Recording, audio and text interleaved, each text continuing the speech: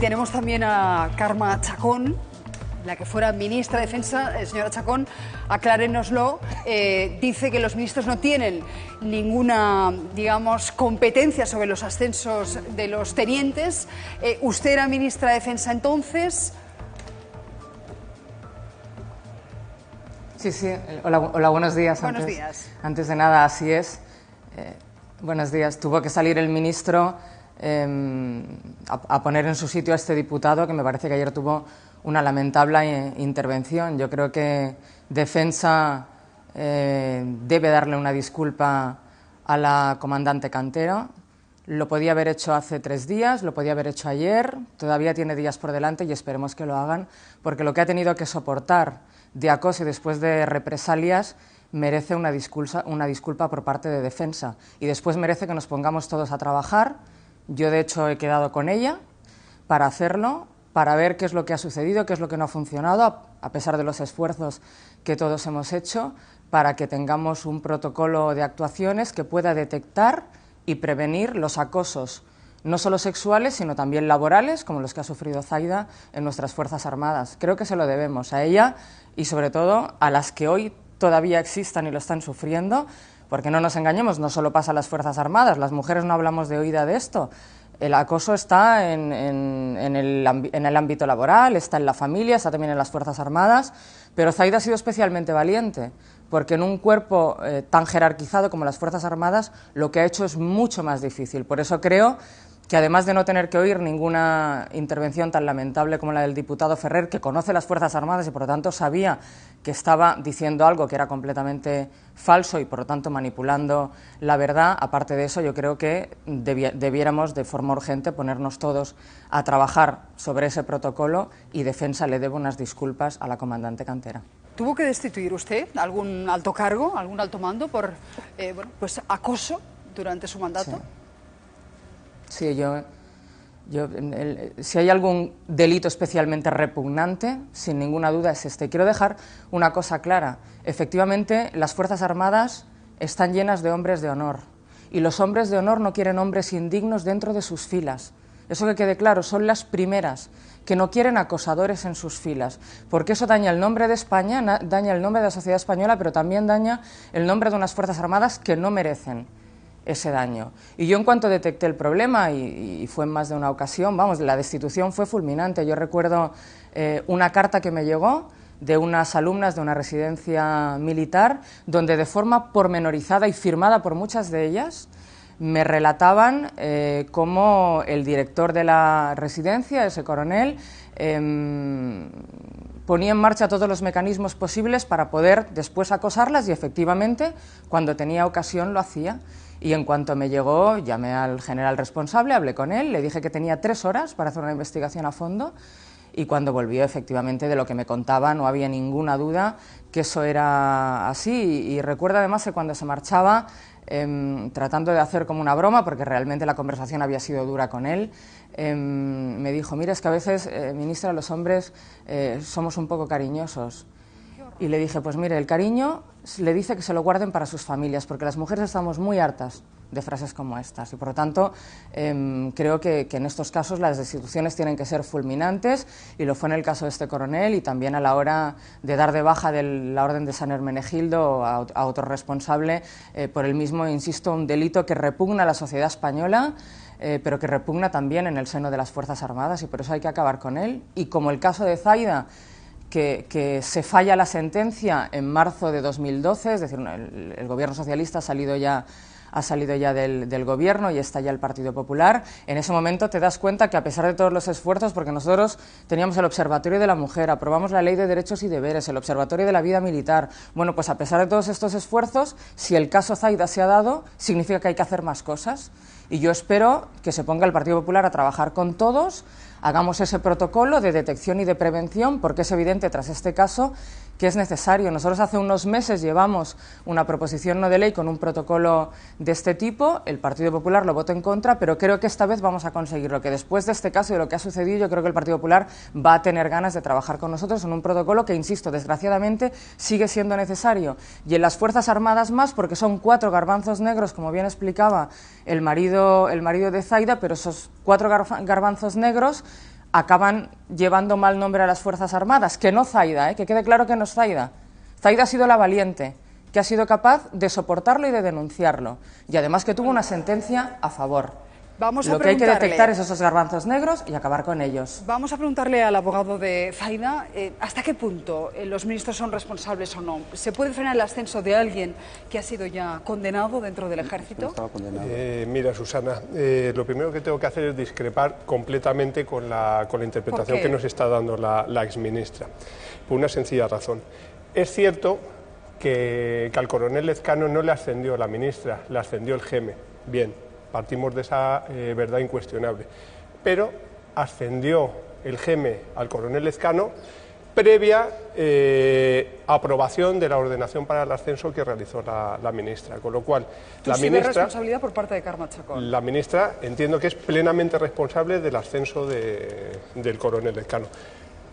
Por ese motivo, porque ella fue la que aprobó la ordenación para el ascenso del coronel, que efectivamente luego fue cogido a dedo de ese grupo que había propuesto la ministra, fue cogido a dedo por el GEME, pero es que el coronel Lezcano directamente es que no tenía que haber estado en esa lista de ordenamiento que publicó la ministra. Y esto es por una sencilla razón. Una cuestión normativa que la ministra conoce de sobra porque ha estado al mando de ese ministerio durante largo tiempo.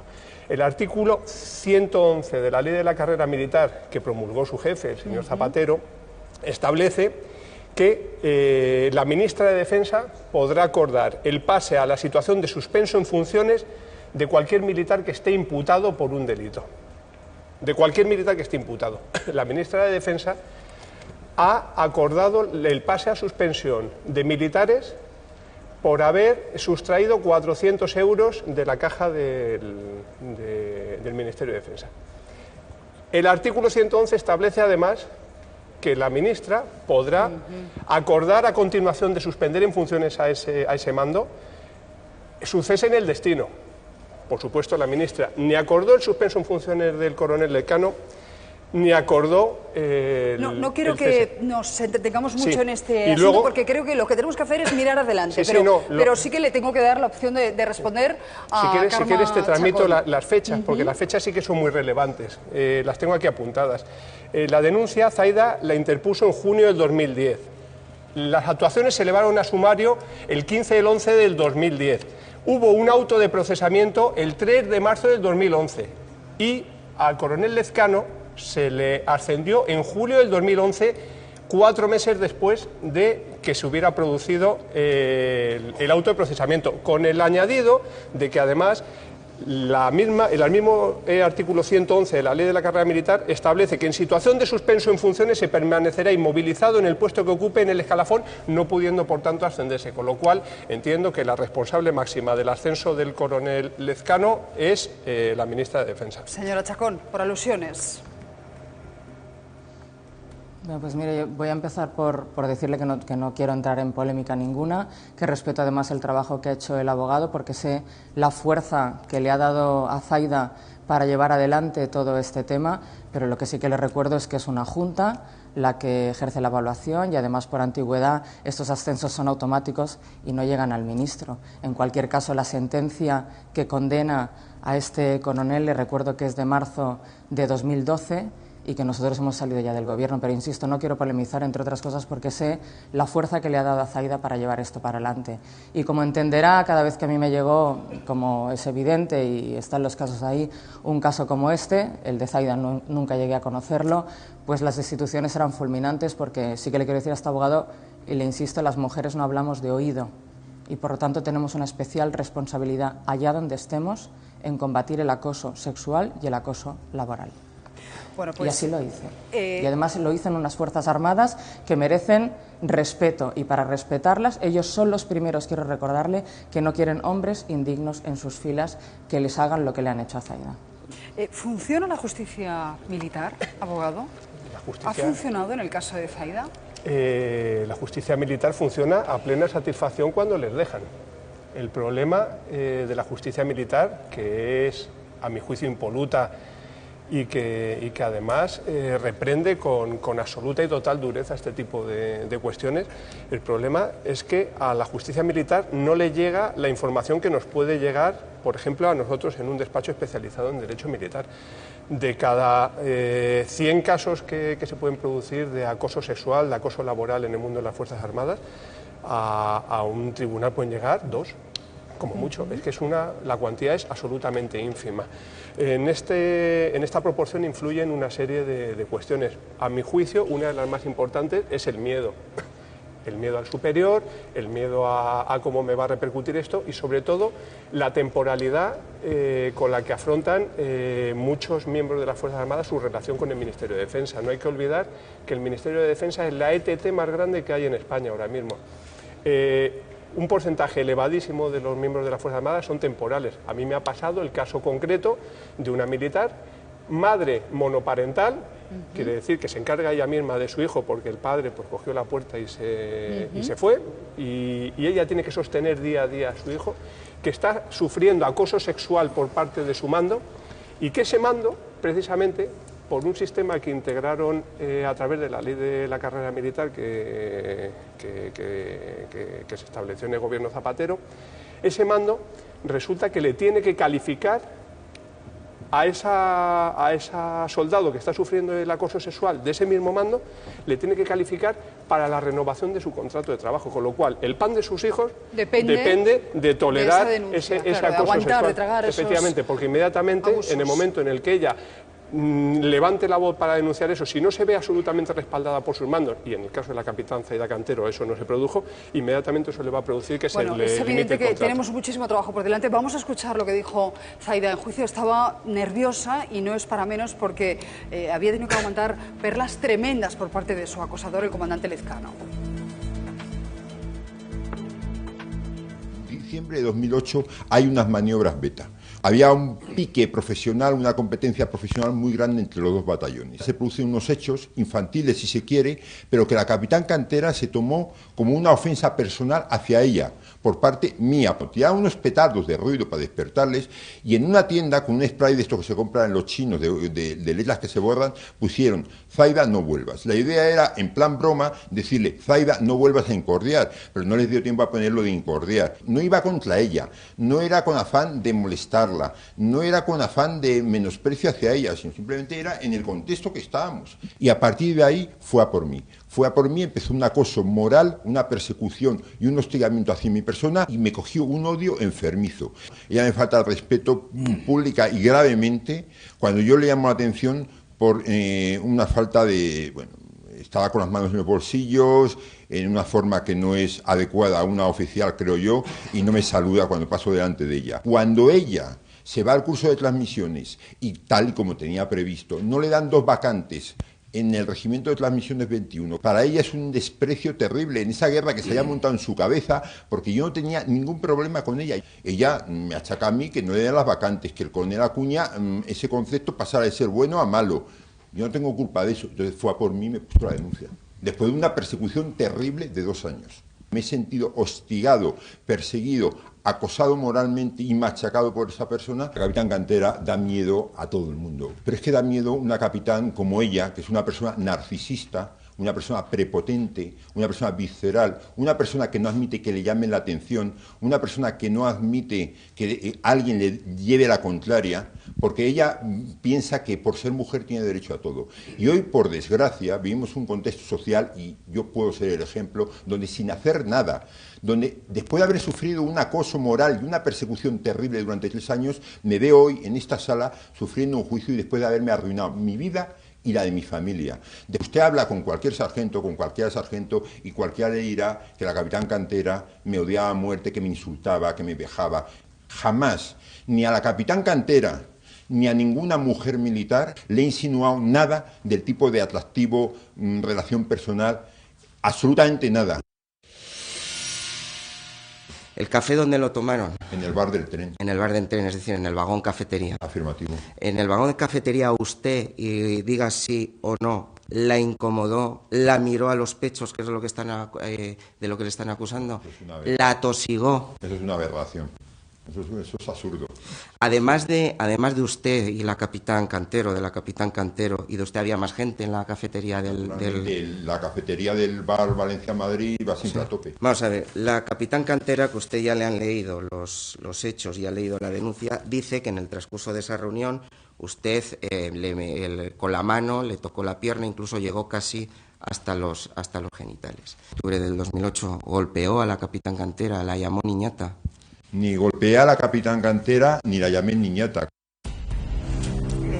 Señora Chacón, ayer nos decía el marido de Zaida, dice, ya no son solo los acosos que tuvo que sufrir mi mujer, es todo lo que vino después, las pruebas falsas, el vacío, esa sensación de soledad absoluta que tenía ella constantemente porque los amigos del teniente le hacían la vida imposible. Es evidente que cuando hay acoso en el ejército todo es mucho más complicado por culpa de la jerarquía y porque en el ejército hay que denunciar ante el superior. ¿Qué ocurre cuando es el superior el que te está acosando? Todo es mucho más complicado precisamente por esa institución tan jerarquizada. De hecho, Zaida, que hemos estado hablando largo sobre esto, me decía, pobre además, sufriendo, ¿no? Me decía, imagínese, ministra, que después de ganar el juicio, es decir, ella va a juicio, el juicio condena al coronel, es decir, se prueba allí y queda probado lo que Zaida está denunciando, dice, y encima lo que me decían es... lo has ganado, que sepas que lo has ganado porque sabemos que eres íntima amiga de la ministra.